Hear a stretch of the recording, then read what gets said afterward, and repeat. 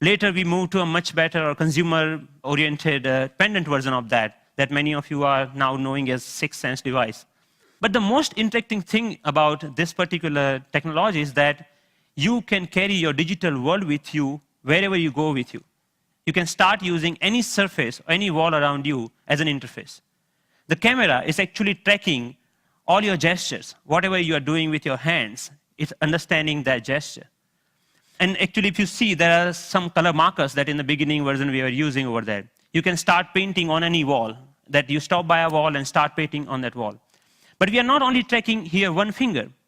We are giving you the freedom of using all the both of hands. So you actually can use both of your hands to zoom into or zoom out a map just by pinching operation over here.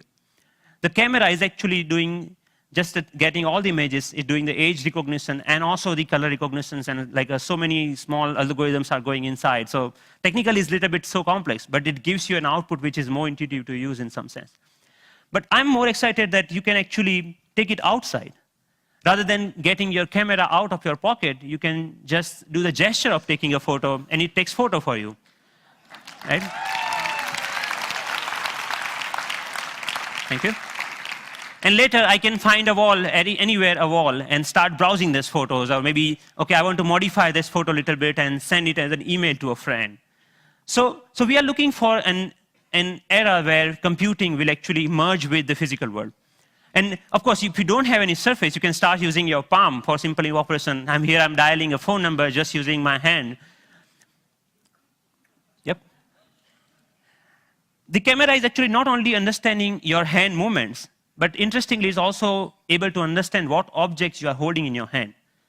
What we are doing here is actually, for example, in this case, the book cover is matched with so many thousands of, or maybe millions of books online, and checking out which book it is. Once it has that information, it finds out more reviews about that, or maybe New York Times had a sound overview on that, so you can actually hear on a physical book as a review of a sound. Gave a famous talk at Harvard University.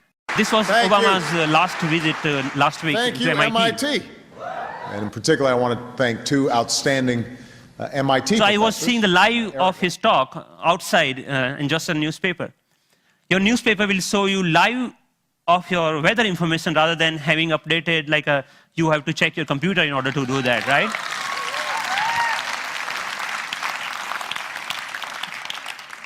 When I'm going back, I can just use my boarding pass and to check, oh, my flight has been how much delayed. Because at that particular time, I'm not feeling of opening my iPhone and checking out a particular icon.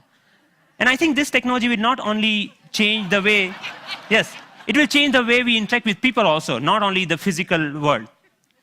The fun part is like I'm going to Boston Metro and playing Pong game inside the train on the ground, right? And I think the imagination is the only limit of what you can think of when this kind of technology merging with the real life. But many of you argue, actually, that all of our work is not only about physical objects. We actually do lots of accounting and paper editing and all this kind of thing. What about that?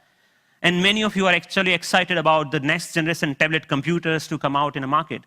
So rather than waiting for that, I actually made my own and just using a piece of paper. So what here I did is remove the camera. All the cameras, webcam, have a microphone inside that camera. I removed that microphone from that, and that just pinch that, like just make a clip out of that microphone and clip that to a piece of paper, any paper that you found around. So now the sound of the touch is exactly getting me when exactly I'm touching the paper. But the camera is actually tracking where my fingers are moving. You can, of course, watch movies. Good afternoon. My name is Russell, and I am a wilderness explorer in Tribe 54. And you can, of course, play games. Here, the camera is actually understanding how you're holding the paper and playing the car racing game.